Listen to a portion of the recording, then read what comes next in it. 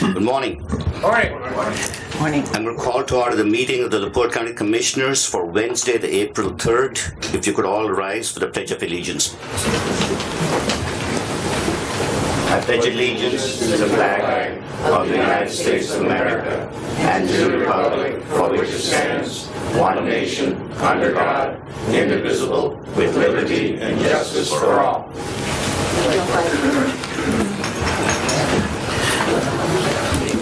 Madam Auditor, roll call, please. Dr. Cora? Present. Mrs. Matias? Present? Mr. Brzezinski? Present. A quorum is present. Thank you. Consider agenda. Are there any additions or deletions? Seeing none, I'll entertain a motion. A motion to approve the agenda as presented. Support. All in favor? Aye. Aye. Thank you very much. And a consideration of the minutes of the March 20th meeting. Motion to approve as presented. Support. All in favor? Aye. Aye. Thank you. And the consideration of claims, Madam Auditor. This week we have payroll ending March 25th, 2019. Excuse me, in the amount of $1,212,295.17. And miscellaneous, and miscellaneous claims in the amount of $1,303,244.47. Motion to approve the claims as presented. Support, sorry. All in favor? Aye. Aye. Thank you very much. We'll move on to public comment. Is there anybody from the public who would like to address? Anybody from the public? Yeah, please come on, sir. If you can state your name and address. Okay. Jeff Lance, 4006 West, 800 South, Union Mills.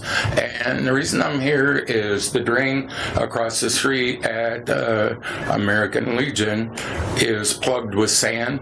And I called the county and had them come out, and Mead's out there running the new gas line for the bridge, the new bridge that they're going to be putting in out there. And they're going to repave the road from down at Sand Road all the way through.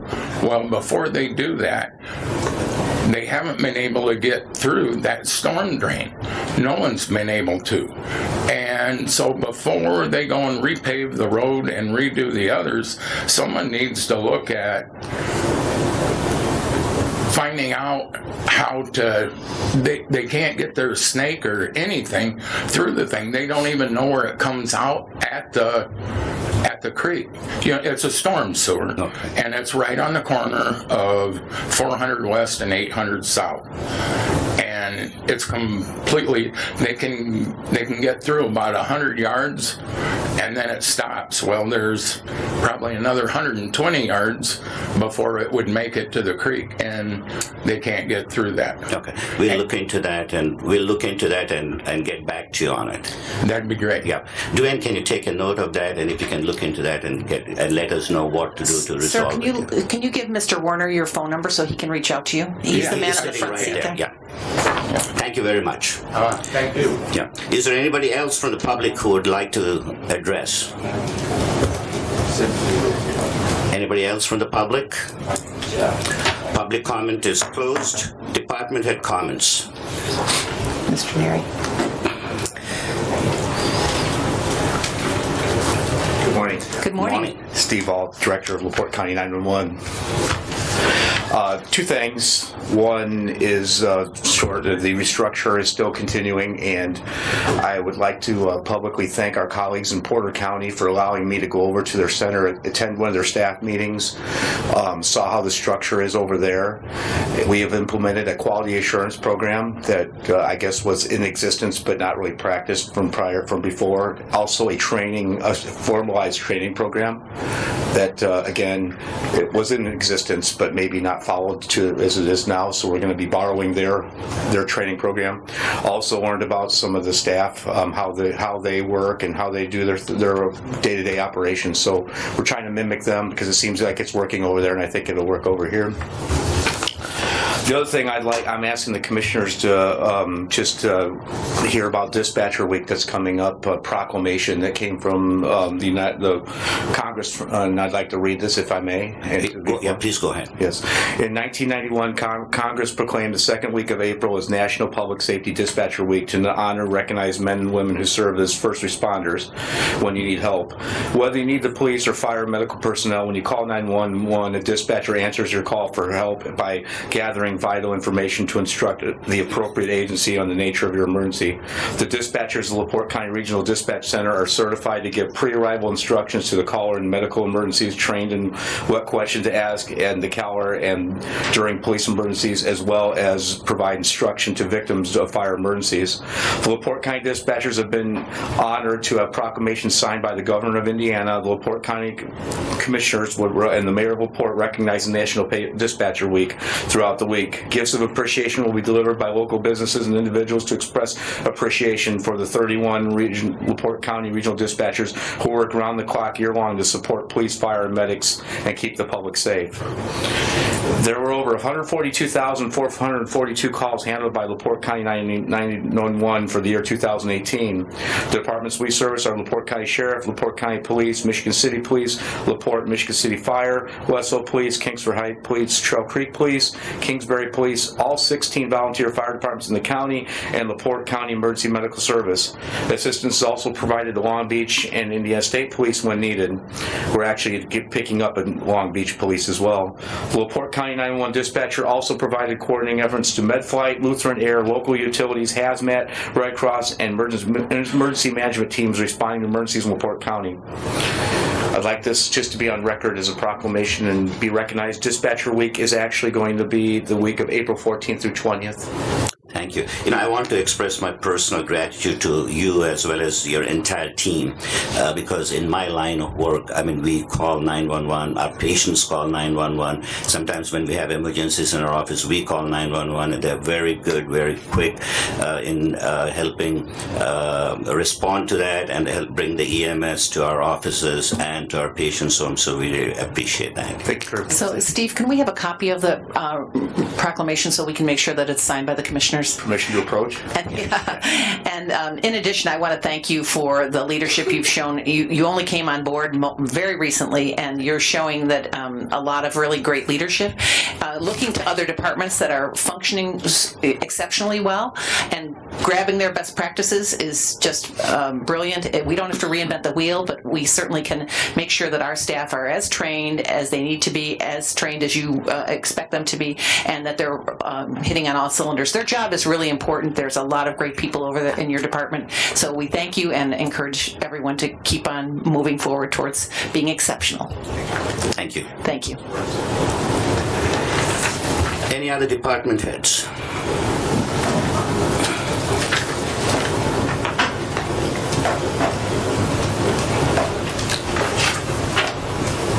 Good morning. Good morning. Robert Neary from LaPorte County Community Corrections, as well as Miss Atwater from Community Corrections. I believe you wanted an update, kind of where we're at and what is going on at Community Corrections. So first, I'd like to thank you for having us this morning, and let you know that as of right now, we're up about 19% as far as participants in the program. As from last year, we just finished a several-page multi-document that the commissioners that you signed off on for our yearly grant, which has been submitted. We're hoping to get approval here fairly soon. We've had at least 3 instances with the assistance of Sheriff Boyd where we've had the canines come out to the center to inspect the center for any kind of type of contraband, and we continue to use those efforts to combat any contraband coming into the facility. And additionally, the other adventure that we're looking into or we're going to participate in is the LaPorte County Job Fair, I believe, at Blue Chip Casino, to look for some of our positions that need to be filled, as well as to get out in the community and let them know what we do. And Ms. Atwater, I believe, will speak to some of the different programs that we're starting here that'll be happening this summer. Good morning. Good morning. Good morning. There are some changes to the counseling department. We recently... Can you speak into the mic if you don't mind? Yeah, thank you. Recently, one of our employees transferred into the position of case manager. She has a master's in education, 18 years DOC experience as a probation officer as well as case management. With the addition to her in the case management department, we will be bringing back GED classes for our participants. So that is something we'll be able to do in-house instead of having the majority of our participants venture outside to like Work One or AK Smith. We'll still partner with them because of course people have different schedules, so we'll also still need to work with them. We're also implementing character development classes, also SMART recovery, and that's the self-management and recovery training to help focus on recovery from addictive behaviors. It's an array of addictions, of course, which can include substance abuse, alcoholism, gambling, and any other addictive behaviors. We are also instituting parenting and family values to help with the reunification process for our participants. So we are undergoing quite a few changes in the counseling program to help meet the needs of our participants. You know, I serve as a liaison to the community corrections, and I've been impressed by the work your predecessors as well as you are doing right now to help transform the lives of these individuals. So thank you very much. Thank you. Rich, any comments? No, good job. Really thrilled to hear about the additional counseling programs. I think that's a move in the right direction to allow people the opportunity to use that special time to build their skills and to continue on their pathway to a better future is really worth supporting. So thank you for coming today. I think it's important to note that the reason for the department head meetings is so that our community knows what we do. And while we all are busy at our jobs, sometimes we forget that while we're working heads down and getting the job done, there's a lot of people out in the community that really don't know some of the functions of county government. So it's important to share that news, and obviously you did a great job today in letting us know what you do. Thank you. Thank you. Thank you. Thank you. Are there any other department heads who would like to speak? Seeing none, we'll move forward with requests. Request number one, road closure during Hannafest. Motion to approve. Support. All in favor? Aye. Thank you. Consider request of probation department to permit painting of murals in tunnel between the courthouse and complex. Mr. Irick. Good morning. Morning, Steve. Good morning. Steve Irick, LaPorte County Adult Probation. I don't know if any of you have been around as long as I and remember the TV show Get Smart. And at the very beginning, Maxwell walks through the tunnel. Well, that's what I see when I come over from the courthouse. And the song just goes through my head, the whole, There are no doors that open and shut, but it's still, that's what you're looking at.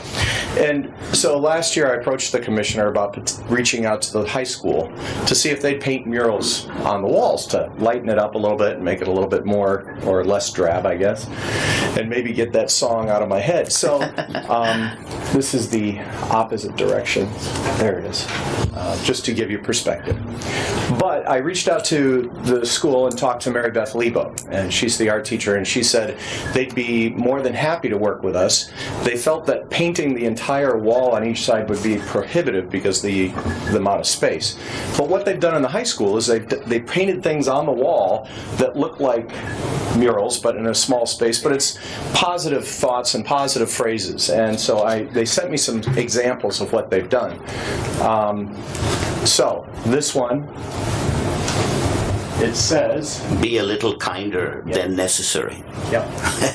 Thank you. You got better eyes than I do. Encourage over comfort. Believe you can, and you're halfway there. Dare to be remarkable. P.S. You got this.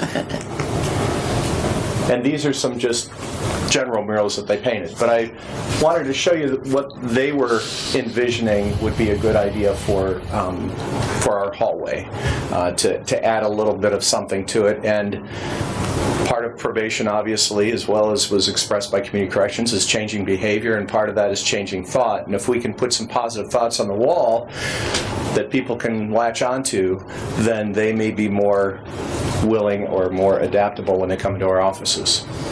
So I'm asking permission to allow the high school to come in and go ahead and put those things down our walls. And probation user fees will cover any expenses as far as paint and brushes and all that jazz. I think it's a great idea to showcase the work of our students, and plus the nice inspirational quotes, so I'm in favor of it. I move to support. I think this is a great idea. As a person who loves young people, I think it's a great way to involve our young people in their community and in civic engagement. So, and then the positive things are always uplifting to all of the employees and our guests who will be traveling up and down those halls. So thank you for your leadership on this. You're very welcome. I move to support. I would second that motion. You said you got a pretty good response from LaPorte High School? Yes, that was from, yeah. Okay. So if not, there's other high schools that... Yeah, you can reach out to other schools that way they can participate. It kind of reminds, if you've been in the tunnel at the airport in Detroit. Right. Yes. Yeah, that's... So you want the lights put into? I don't know if he's going to get crazy. Work on that. But missed it by that much. Yeah. Well, you know, now I got that in my head. Can't get rid of it. You got it. Okay, all in favor? Aye. Thank you very much. All right. Good job, Steve. Item C, consider request of Kessling Building plaque to be displayed outside the museum. I would make a motion to approve that. Support. All in favor? Aye. Aye. Thank you very much. Consider proclamation for World Creativity and Innovation Week. Cynthia Hedge. Is Cynthia here? I think Cynthia's not here. Not here, but I did read what she submitted, and I would move that we approve that. That's a motion. Yeah. And Support. second. Okay. You want to read that, Sheila, or you want to? If you'd like me to read it, I'm happy to read it. Yeah, I think it's a good idea. It's Okay. a proclamation. Okay. So, a proclamation by the Board of Commissioners, County of LaPorte, Indiana. Whereas the week of April 15th through the 21st is recognized by the County of LaPorte, State of Indiana, and more than 104 communities and 50 countries around the globe as World Creativity and Innovation Week. And whereas the United Nations has designated April 21st, 2019 as World Creativity and Innovation Day, and whereas World Creativity and Innovation Week is a celebration and recognition of our ability to generate new and useful ideas, use our imagination, and make new decisions so our community, nation, and world may thrive, and whereas World Creativity and Innovation Week is also designated to make every citizen aware that our nation, our society, and our economic viability depend on our individual and collective creativity, and whereas during World Creativity and Innovation Week, LaPorte County citizens are encouraged to recognize and apply their own creativity in their homes, schools, workplaces, organizations, government, and community. Now, therefore, I, Dr. Vijay Kora, Sheila Brilson-Matias, and Richard Merzinski do declare April 15th through the 21st, 2019 as World Creativity and Innovation Week in the state of County of LaPorte, State of Indiana, and we encourage all LaPorte County citizens to embrace their own creative spirit and to enjoy and express it in their homes, schools, workplaces, organizations, government, and community. Thank you very much. You're very welcome. The reason I asked Commissioner Matias to read this is because she leads a group called, or coordinates or facilitates a group called the Society of Innovators. So it is appropriate that you read this proclamation. So I'll speak on behalf of the Society of Innovators. In the region, we have 1,400 individuals or companies who have been awarded a fellowship into the Society of Innovators. It's a program under Purdue Northwest, and it celebrates and recognizes that innovation isn't just about innovating in the steel industry, for example, although that's an important, keeps us economically viable, but innovation also is a part of the nonprofit world. It's a part of your faith community, trying to figure out new and better ways. You know, they always say American ingenuity. Well, it's actually not owned by Americans. We have ingenuity and innovation across the globe, but it's the point of this, and I wish Cynthia Hedge was here because she speaks very eloquently about it, is that innovation is something to be celebrated excited, and it makes our world as an interesting place to live. So I thought I would share that little tidbit. Thank you. I have a couple of comments. First of all, there is a quote: either you innovate or you perish. That's what it's all about. Mm-hmm. And in the last whereas, you also mentioned that as a government we should be innovative. And I'm thinking about what we did with the EMS building location. That is a great That's example. a good example. Yes. It's a great example of innovation. And actually, Joe Core is sitting there. Joe, you gave the name of that firm with whose help we are able to relocate the EMS building without having to destroy that. That's an example of innovation that we are trying to do in the government sector. So thank you. It's been moved and seconded. All in favor? Aye. Aye. Thank you very much. Next item on the agenda in the old business, consider recommendation of the county's claims adjuster in the damages claim lodged by U.S. Signal. Yes, Mr. President, members of the commission, as you saw, there was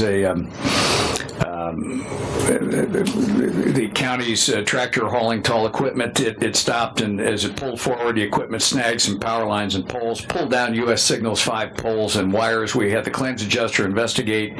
Liability was with us, and so we're recommending approval of that amount of $12,774.77 from our claims account to compensate for the loss of that equipment. Move to support. I'll second that motion. All in favor? Aye. Thank you. That's been approved. And now we'll move on to new business. The first item on the agenda is consider opening bids for Class 11 and Class 12. Bob Young is not here, but Dwayne Warner is here. Dwayne, correct. It's all yours. All right, thank you.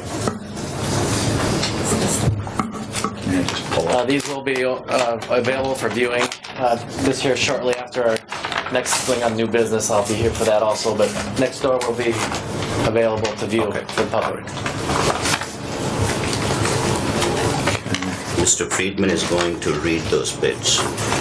Yes, the Class 12 hot asphalt concrete, Reith Riley submits base bid number 8 type B binder mix $42.75, number 11 type B surface mix per ton $47.25. Alternate bids, type B base mix per ton $47, type B surface mix per ton $49, number 12 type B surface mix per ton $57, number 8 type C binder mix per ton $49, number 11 type C surface mix per ton $60, fog spray per foot 15 cents, joint seal adhesive per foot $1. Again, timely received from Reith Riley on the Class 12 hot asphalt.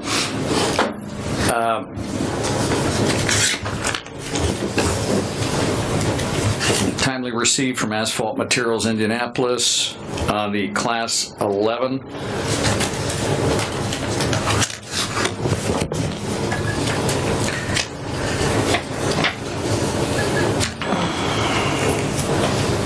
Dustley, pickup price $1.40, AE90S 204, AE90 174, AEPL 174, AE150 $1.84. Again, that's Asphalt Materials.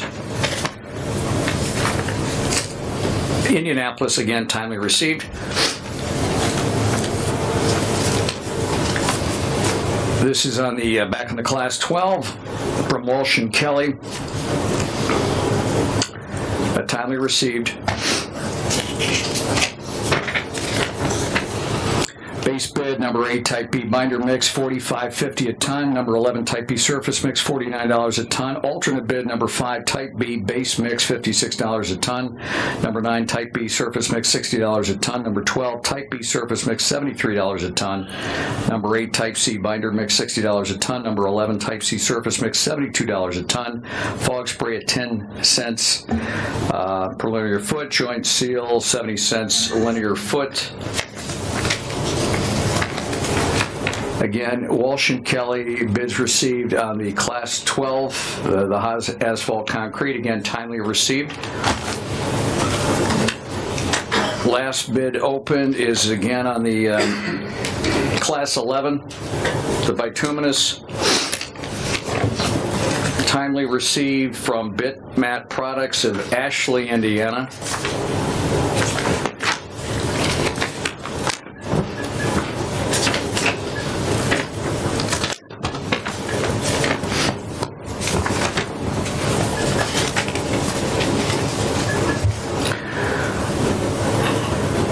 The breakdown on Bitmat Products desktop.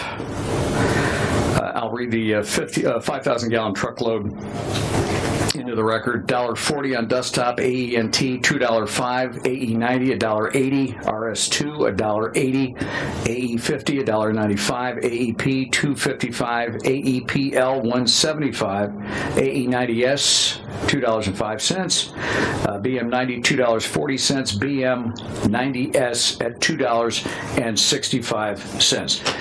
Mr. President, we'd ask that all the bids be shown as received and turn over to the department. They're going to be shown to the vendors next door so that all can see them and observe them, and then ask the department to come back to you ultimately with a recommendation on both classes, if you will. Thank you.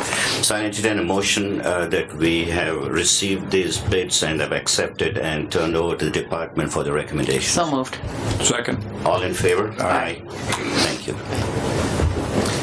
The next item on the agenda is consider Johnson Road crack fill proposal. Right. We're requesting that we go ahead and crack seal Johnson Road. It was presented to us by our asset management plan that would be something we should address this year, just to prolong the life of that road. We do have some reflection cracking, which does need to be addressed.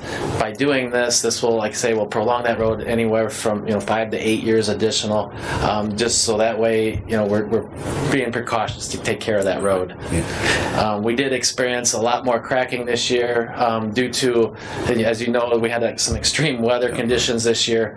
Some fluctuations in that also, from cold to extreme cold to warmer weather, which actually showed up more on the roads this year. We had to deal with a lot more of detour traffic, as you know, with a lot of the construction that's going on around in the area. We have witnessed a lot more truck traffic on that road also, which also kind of contributes to some of these issues. So to prolong the life of that road, though, we request that we can go out and crack seal it to take care of that road. Any questions for Mr. Warren? So Dwayne, I told you that I was going to ask the questions on behalf of the taxpayers. So it's a brand new road, and that the questions need to be asked. Sure. Did we lay the road correctly? Did we inspect it as we were building it? Are we throwing good money after bad? Can you answer those kinds of questions? I love the idea that we're extending the life of the road 5 to, or I think you said 7 to 9 years, which is great. And I talked to Mr. Bishop about that as well. But can we get rid of some of the truck traffic? I mean, the road wasn't built for truck traffic. It was milled and filled 2 inches, so it wasn't reconstructed. And I know we couldn't have afforded to do that. Right. It would have been a $5 million project instead of what we. That's kind of the reason why we chose the 2-inch mill and fill. That was one of our community crossing grant programs. By doing that, we go by NDOT specs, how that worked was we had an engineering firm that was kind of like the project manager. They oversaw that whole project from beginning to end. So basically, they were responsible for making sure that everything was done within the specs. According to them, we had no issues with that. Everything was within that spec. So that lets us know that everything was done as good as we could possibly do it. Like I said, with a lot of the extra truck traffic, we did try to address a lot of that, but we did put some signs up to limit the amount of trucks as far as through traffic. They're basically put up there for local delivery only. By addressing a lot of that, we're hoping that that takes care of a lot of those issues. But like I said, with having everything done the way we did, I'm very comfortable that we did everything that we could possibly do to make sure that everything did get done the way it was supposed to be done. So, like I say, with a lot of the conditions of the weather, that does reflect a lot of things we haven't seen for a while. So trying to do this preventative stuff now, I think will show up in the latter part where that road will be, lasting to its full potential. And so when we do the sealing, will we then restripe the road? That's one thing that we're looking into also. It's kind of like an inlay striping. We witnessed a lot of that too, is where this year with all that extra scraping, we had a lot of ice and stuff this year, which requires a lot of us to scrape those roads a lot harder. Tends to take up more of that line striping. This inlay striping, what we're looking into is where they actually mill the surface of the road, a few fractions of an inch. They'll go back and then stripe that through that. They'll also seal it also too, but then that way that keeps that stripe below the surface of the road, so the blade itself, when we go through there, does not touch that line and peel that up. So then that way we'll prolong that then also, so it'll help with nighttime driving and everything of that nature. Right. I think that's critical for that road because it's so poorly lit, and at night, there's no way. If there's no stripe, you are really navigating, and we get a lot of complaints about that. Right. So this is the first step. This crack sealing. Do that first before we do the striping, and then we'll it's kind of a sequential operation. Okay. Thank you. Questions?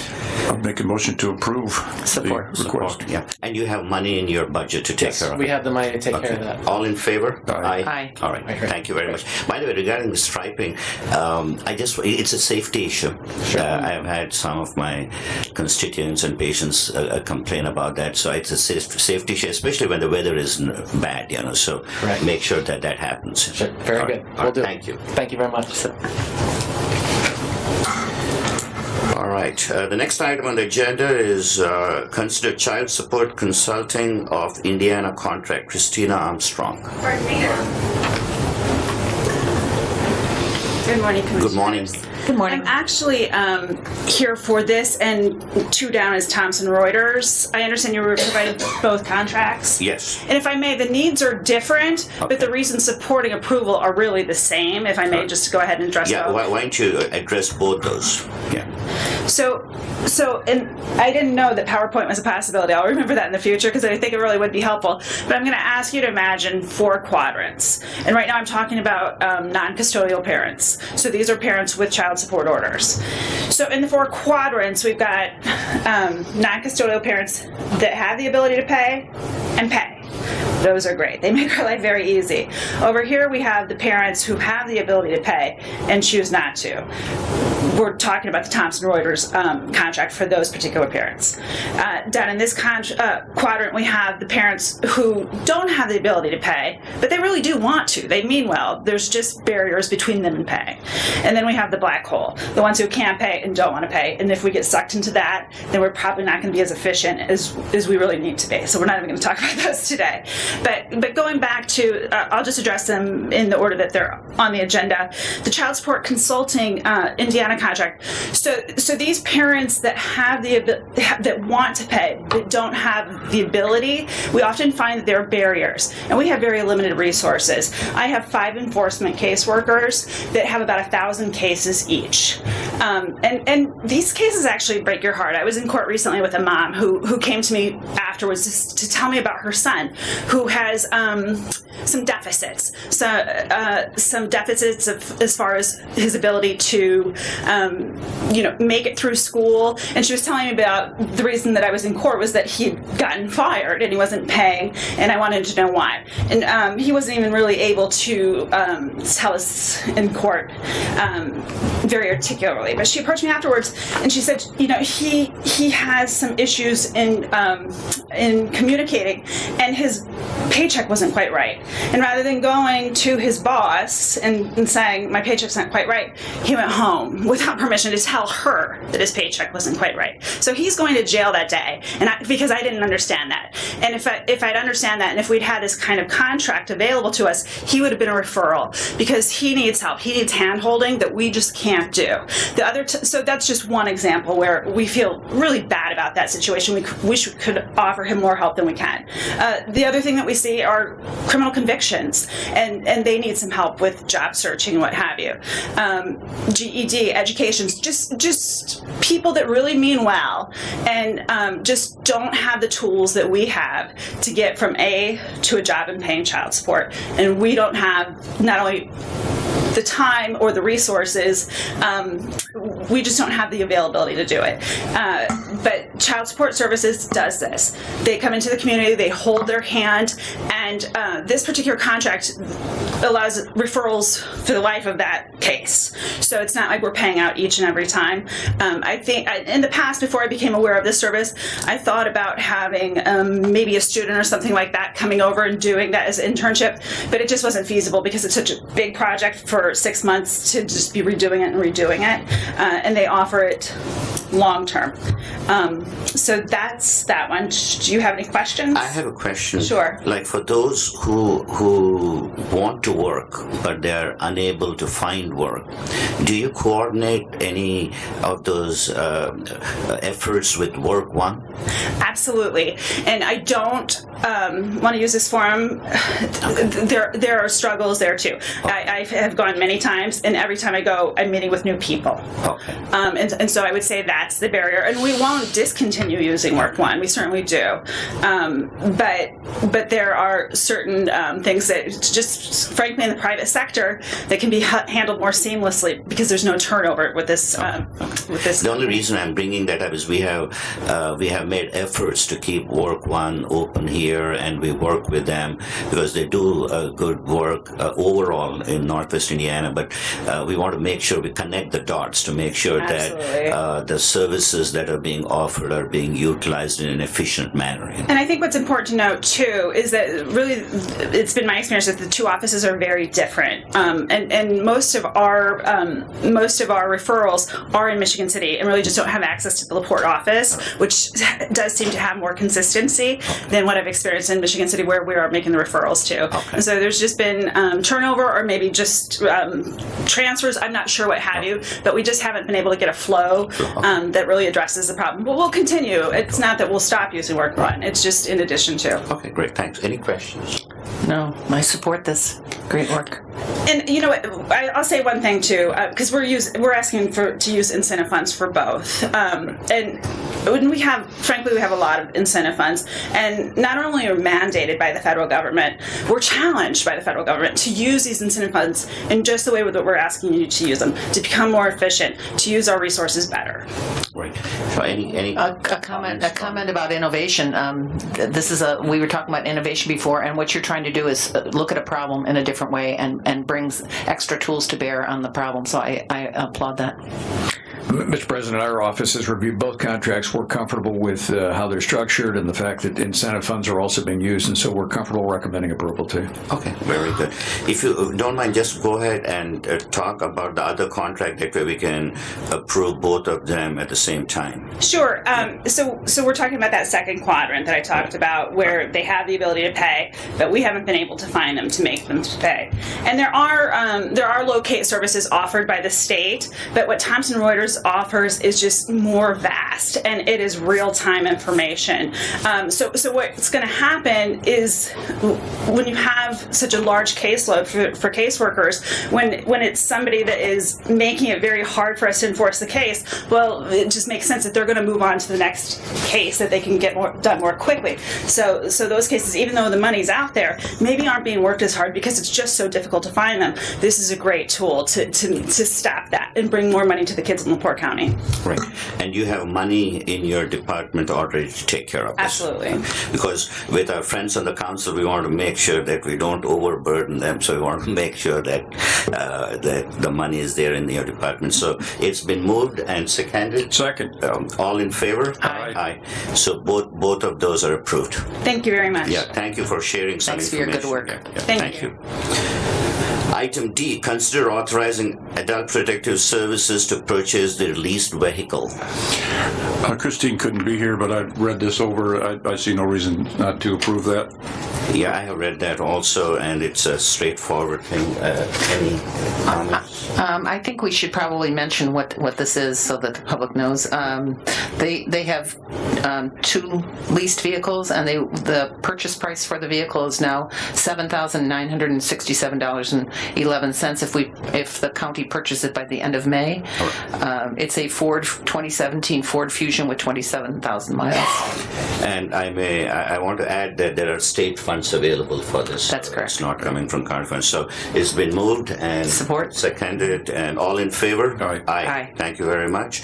Now we'll move on to item F, consideration of settlement in the matter of Munoz versus LaPorte County Parks and Recreation. Mr. Friedman.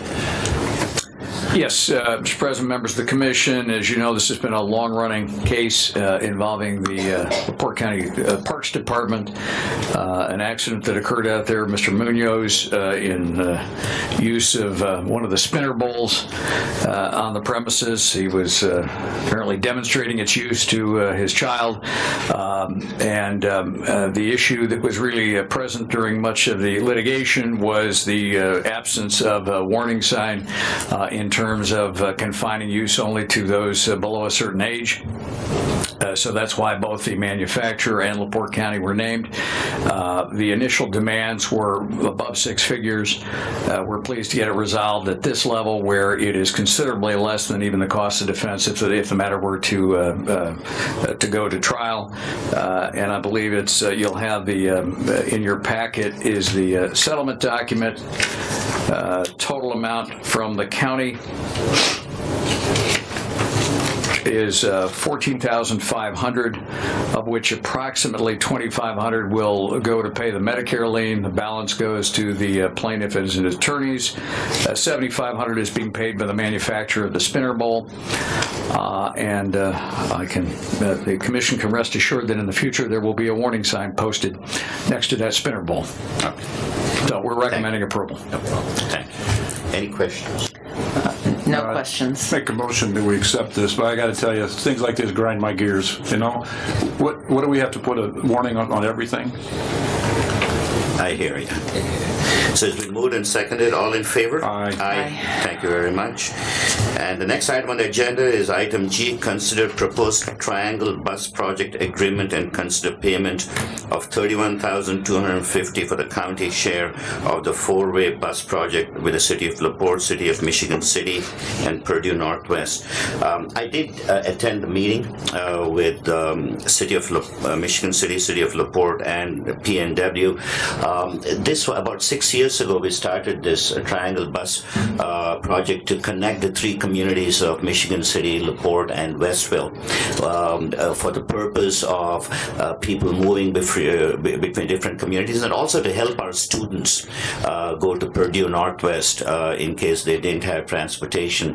And this was really an initiative that was suggested by the then Chancellor of PNC, Jim Dworkin, and it has worked well. The only thing I have to say is that the utilization is not as much as I would have hoped for, but having said that, many students use it, and as a matter of fact, they depend on it to go to Purdue Northwest to attend classes, and the cost of it is very, very reasonable. A monthly pass is only $20, and for senior citizens, for handicapped, and for students, it's only $10. It's really very, very affordable. And there have been some comments about maybe having additional stops on this bus route, and we want to bring it. And I want to take this opportunity to thank the Mayor of Michigan City, Mayor Meir, Mayor of LaPorte, Mayor Krantz, and PNW for working with us in making sure that this bus service will continue.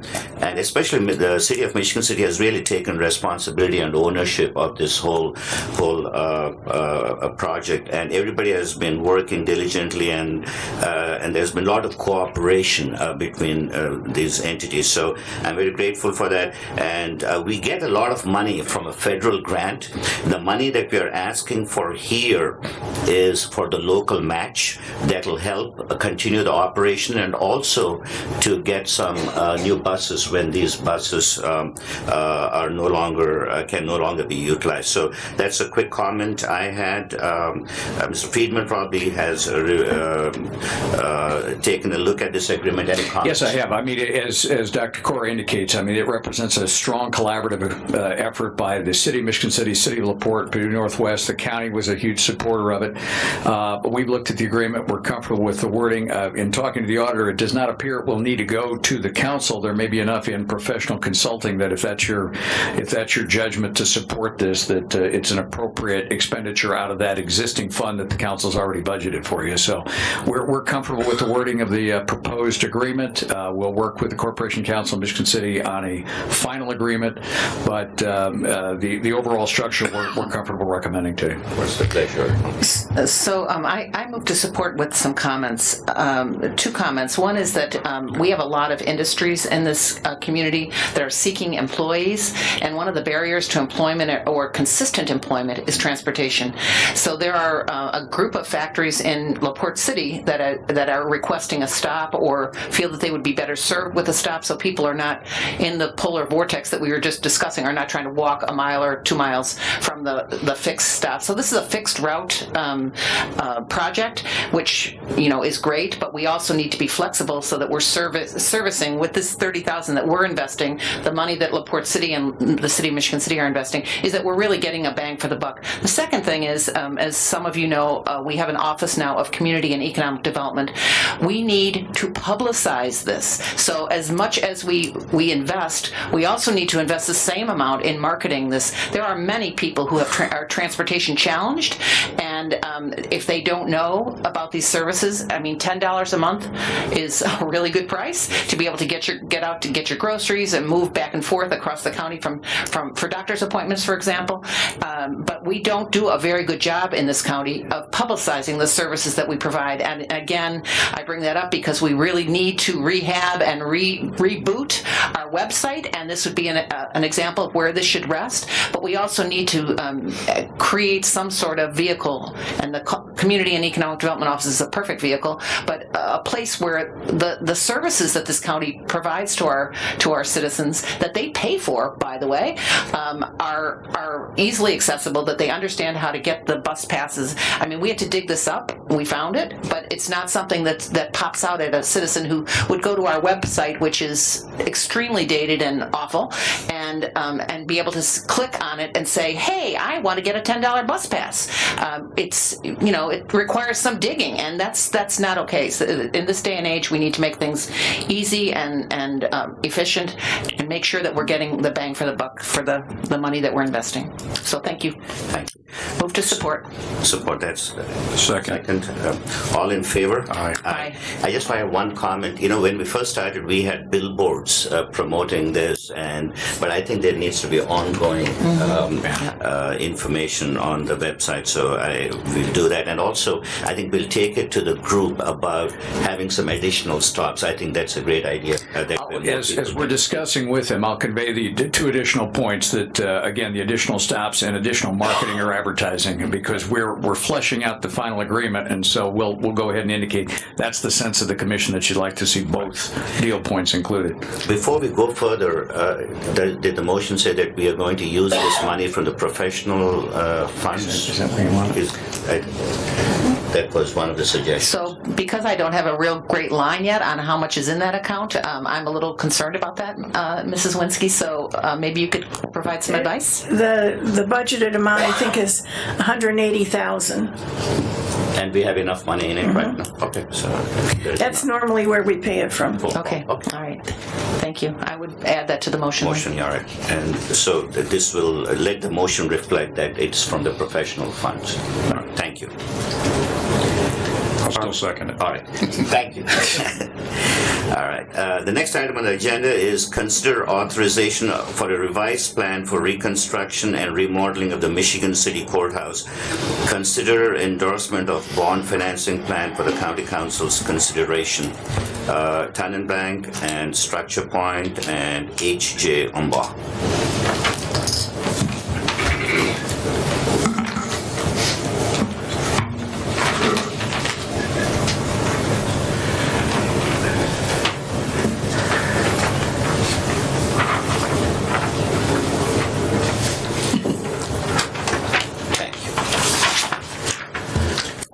Mr. President, by way of introduction, the commissioners had directed us to ensure that both Ton & Blank and Structure Point came back, sharpened their pencils, and came back to you with a Plan C to potentially consider today that you could potentially recommend to the County Council. So that is kind of the introduction for the representatives from Ton & Blank. Thank you for that introduction, and that gives us the segue for the presentation. Thank you. I'm Matt Hubbard with Ton & Blank Construction. I'm the Senior Pre-Construction Manager. Our address is 1623 Greenwood in Michigan City. Good morning. Good morning. Good morning. Our option 1 is our current budget. We have 3 columns for you to consider. The option 1 budget is the $24,710,000. What you've asked us to do is look at other options. So we have 2 other options. We've numbered them instead of labeled them with letters, but we've got option 1, option 2, option 3. So I think you're familiar with what we've seen here in option 1. All right.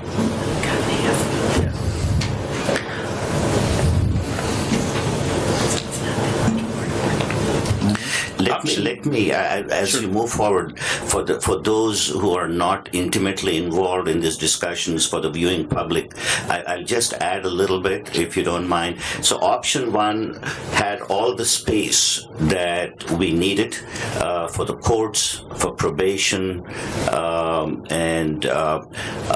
then the price tag was $24,710,000. Okay, that we felt was too high, and we wanted to go back to the drawing board and see what we can do to cut that cost down. And the option 2 was presented with a similar kind of a building, but with where the space was, the amount of space that was available was decreased. Yes, it was decreased by approximately 15,000 square feet. Okay, so decrease of 15,000 square So feet. what the percentage in the second option, what percentage shrinkage is that? Is that 20%, 50%? What is On that? the expansion portion of the project, it was about a third. Okay. So didn't mean to interrupt, Dr. Cora, but No, I think that's really important to note that by shrinking it a third, we would save $4 million. Yes. But the most important thing about the shrinkage, which I think that would be a great idea because $20 million is much more palatable than 24/7, but it doesn't. What we heard from the judges in particular and from the prosecutor, the probation department, is that that building shrunk by 1/3 will not meet their current needs, much less afford us a 20-year growth plan, which sounds like a terrible business decision from my perspective. It got you to where you needed to be with your budget, but your program didn't solve the program problems that you had. Right. And one of the reasons we wanted you to go to option C was if you're borrowing money, if we're having a bond payment, at least the need should last for the duration of the bond payment, if not more. And so that's the reason why we asked you to go and find some other options. So thank you. Go ahead. Yes. So the next option is option 3.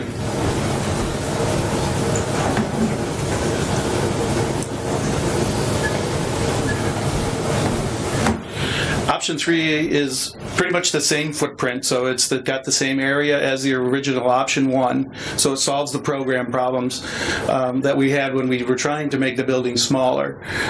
This option, with the same program, with the same area, it does have a different appearance. It would be a precast concrete building with punched window openings as opposed to curtain wall openings and a large glass area in the building. So it does change the appearance of the building, but it gets you to a budget of $22,492,000 with a change to the exterior of the building.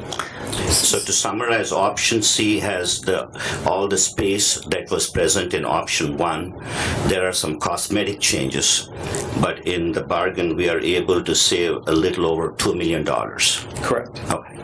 So for the layperson, you talk about a cast building. Can you give an example of a building that people might be able to draw? You mentioned the hospital, the new hospital building? The new hospital is a precast building. We're in a precast building. This building also has a precast exterior skin to it.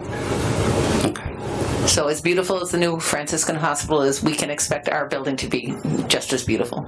You can pick lots of different textures and colors for precast concrete. We just need to make sure that it stays within our budget. Well, it's certainly more important for us to have a serviceable building that will last at least through the bond indebtedness, but also to serve the public. I think that the idea that this has the ability to be the one-stop shop for our citizens, so Veteran Services will be in there, the Health Department will be in there, the court system will be in there, so it's a Justice Center plus. I think that's what we were trying to strive to attain for our community. Okay.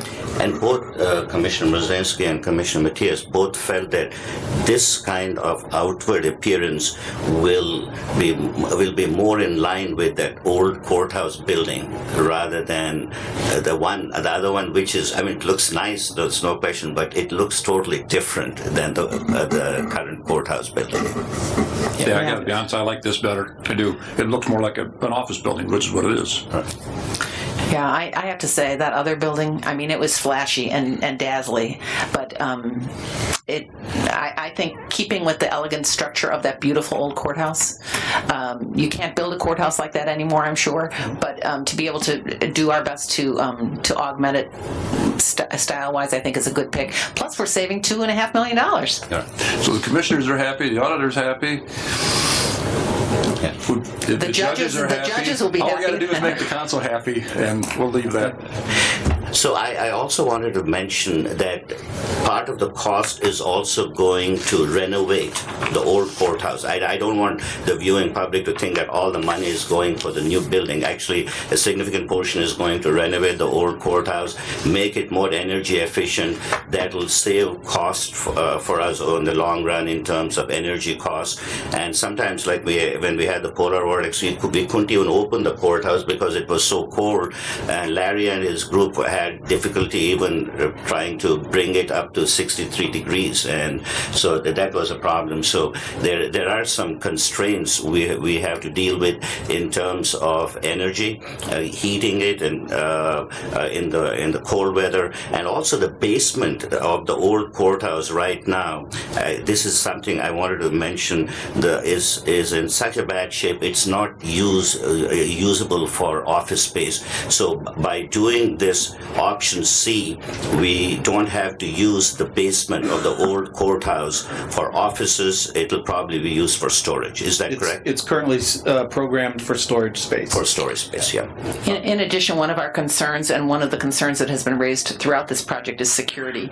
So this building will be increased security for the existing courthouse building and the new building. So our patrons, our citizens who come to use the building will be secure.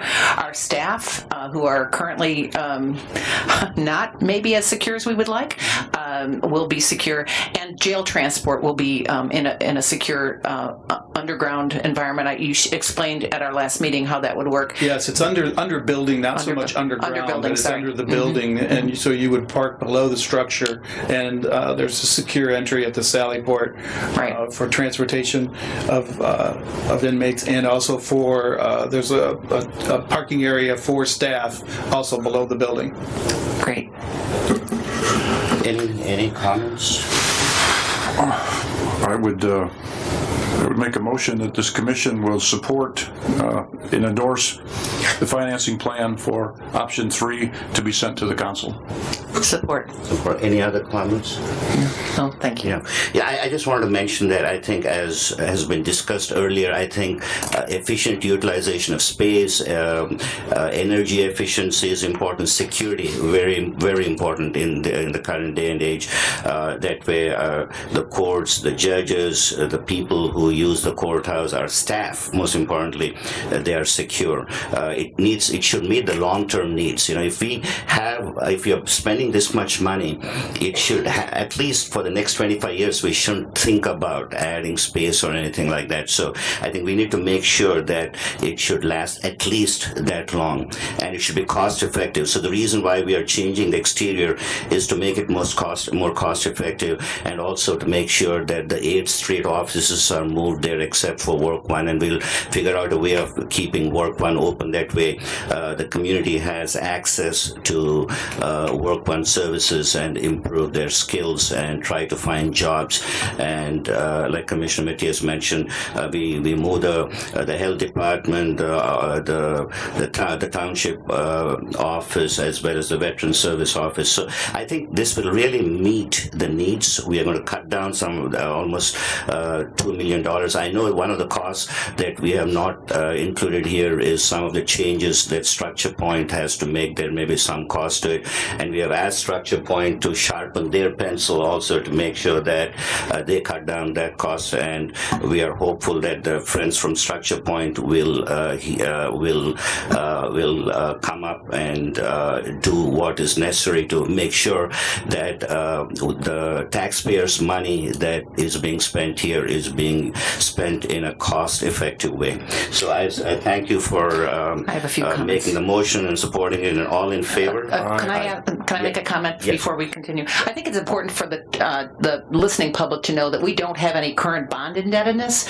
So we are one of only, I believe it's 5 counties that have no bond. 5 counties in the state that have no bond indebtedness. Not that makes us want to spend money, but on something that is this important, we need to have the foresight to look toward the future. So I think that's an important note. The other thing is I really want to call Mrs. Winsky out in a good way, because she has really driven this project, and those of us who work daily with her, and I've worked with her for, I hate to say decades, but I admit it, it's decades. She talk about sharpening your pencil. Everyone knows that Mrs. Winsky is really knows where every dollar is, and will make sure that we spend it wisely. So she really deserves a lot of credit for getting us to that option 3, which I think is more palatable, does serve the long-standing interest of this community and our legal system. I think the judges and the probation and the prosecutors and their staff will be pleased with this option. So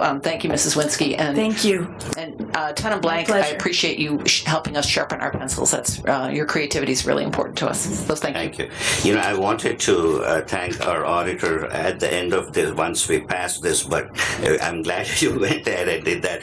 I want to thank you as well as the committee. There are several members on your committee who worked hard on this, and we are just trying to make sure that whatever we do it in a fiscally responsible way, but also in a way that it will last, our needs will be met for the next 25 years. I think that's what we are looking for here. So thank you. With that, all in favor? Aye. Aye. Thank you. By the way, I'm going to give the floor to Ms. Winsky in case if you wanted to add any comments, since you have worked on this for so long. It's been a long, hard 5 years. But I will add one thing, that this will not be an additional tax on the taxpayers of the county. We'll use funds that already come into the county from additional sources to pay this. Right. So there won't be any tax increase. The other thing is, debt service. What we are proposing is we are not asking that we dip into our reserve funds. We are going to do this with bond financing. The interest rates are very reasonable, and we need those reserve funds for other emergencies which may have. And that is the proposal that we are presenting here today, and we are going to forward it to the council. Correct. Thank you very much. All right. Moving on to the last item on the agenda, consider changing county's postal machine vendors. As you may or may not know, we currently use a service called Online Data. We only use it for LaPorte. We don't use it in Michigan City. So Michigan City uses Pitney Bowes, and we would like to, I would like to propose that we use Pitney Bowes for both. It'll save us some money, and Pitney Bowes has given us a proposal, which I think Mr. Friedman has looked at. There'll be 2 new machines. They'll give us customer service on it. They'll give us training on it. The machines are technologically advanced postage machines, and like I said, it'll be at a slight cost savings to us. So I would recommend that we go with this Pitney Bowes. Okay. Motion to approve. Okay. Mr. Friedman, any comments on the contract? I'm comfortable with it. Notify the vendor of the non-continuation and then moving to this particular. It's been moved, and if I can have a support. Support. All in favor? Aye. Aye. Thank you very much. Thanks for getting through this agenda in a timely manner, and we'll move on to the commissioner comments.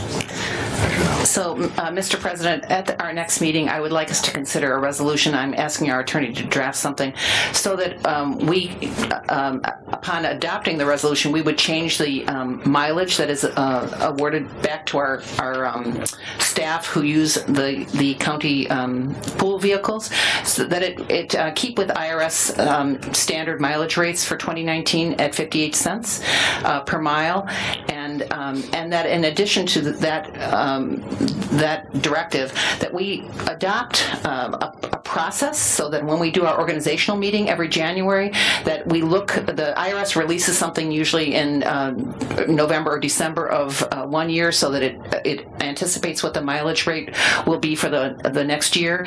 It's adopted by many governmental agencies, and I think that that's something we should do at our org meeting every January. Adopt the recommendation of the IRS so that our staff have a standard by which to make their mileage claims. Right. Thank you. Any other comments? About that? No. Okay.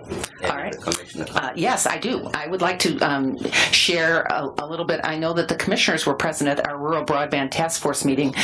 We met on Friday at Purdue Northwest. We had an exceptional turnout of technical experts. We had IT people. We had businesses, school system IT folks came. Farm Bureau was there. We had people from every corner of the county represented, and so that was great. We had a great turnout, but we also we invited an expert. Dr. Roberto Gallardo was there from Purdue West Lafayette. He is a rural broadband expert, and what he did was give us a kind of rural broadband 101. We have a copy of that PowerPoint. If anyone in the community would like to see that, we are happy to share that. You can call Diane and she can get that out to you. But it is a really big problem. It's a problem that needs to be defined. So we have a couple tasks going forward. Our next meeting will be in May, and we'll be meeting monthly. We need to quantify the number of providers servicing rural LaPorte County. We need to create a survey and then disperse the survey widely across the county. We're talking about using our school systems, our various groups of county employees and large employers who could help us get that information out to our taxpayers and our citizens and our homeowners to say what kind of service do you have, what are the barriers, and then be able to identify what the solutions will be, reasonable solutions. The important thing to note is that this is not a problem that will be solved next week. So if people are listening and think that they really want Comcast at their house, or they want AT&T or another provider, and they hope to call our commission office next week and get that in place, it's not going to happen that easily, and I think we need to define expectations. But I've heard so many stories, and I'm sure my colleagues have heard the same. I was at a retreat on Friday for Purdue Northwest, and the young man who was serving the coffee and arranging things happened to know that we had just had our rural broadband meeting, and he said, I live in South County, and I have 4 children. My wife works for the school district, and on snow days when everyone else is doing e-learning, because many families don't have it in our area, the teachers' assistants have to go into school to provide access to internet for people to do their homework assignments, for children to do our homework assignments. I've heard about families having to take their kids to the local hamburger spot or a Starbucks to do their homework.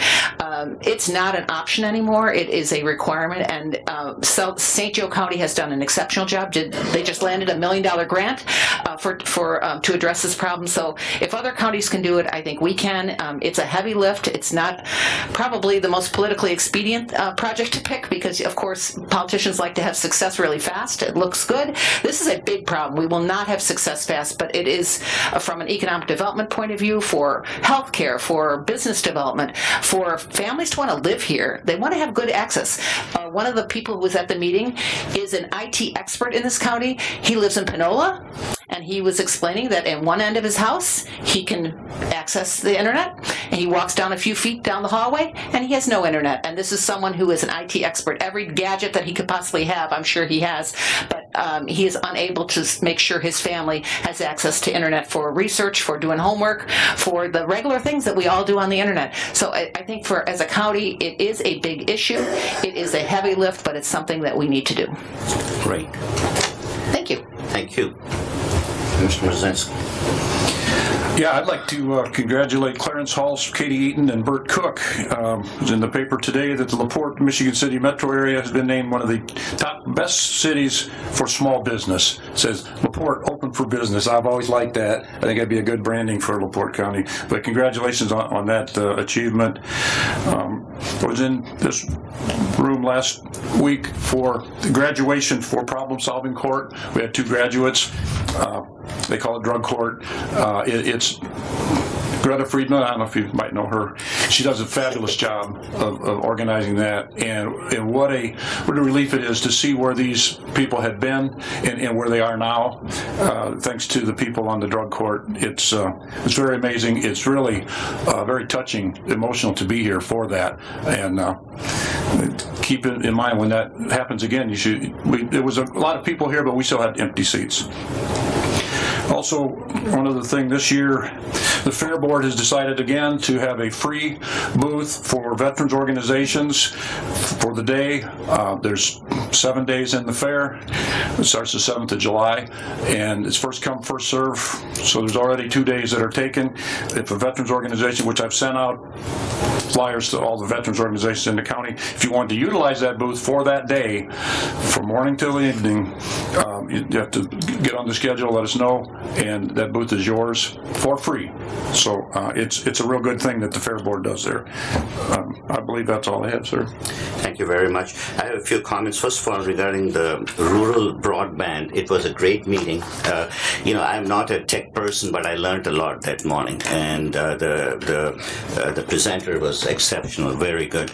And as we have talked about before, nowadays to have infrastructure is not just roads, but to also have the broadband. And I think what we are trying to do here is to have the task force and then try to apply for the grant that the state and the governor has put out there. There are about $100 million allocated. We want to get some of that money to improve the rural broadband in LaPorte County.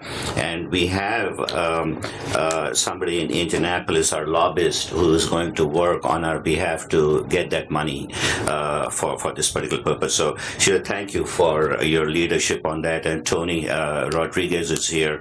Thank you for organizing that. I did attend a meeting organized by the Healthcare Foundation of LaPorte about infant mortality, which is a huge problem in our community. And our numbers, when we look at our state, our numbers are not good. We have talked about it before, and Healthcare Foundation of LaPorte, with their resources they have been willing to step up and take this issue up as a key priority. And I will continue to attend those meetings, work with them, and come up with some practical solutions to address this problem. And we'll keep our health department involved in that. One other item when it comes to children and their health is I hear a lot about some groups that are against vaccines. I don't know if you have heard this or not, but that kind of thinking is putting their kids and grandkids at risk. And I want to use this forum to just bring it to everybody's attention that whatever you hear and read on social media, it's not necessarily the truth. The difference between what is truth and what is falsehood is being blurred. So make sure that you get the right information from the right people. Some of this was because there was some concern raised about autism being caused by vaccines, and that's a theory that has been debunked.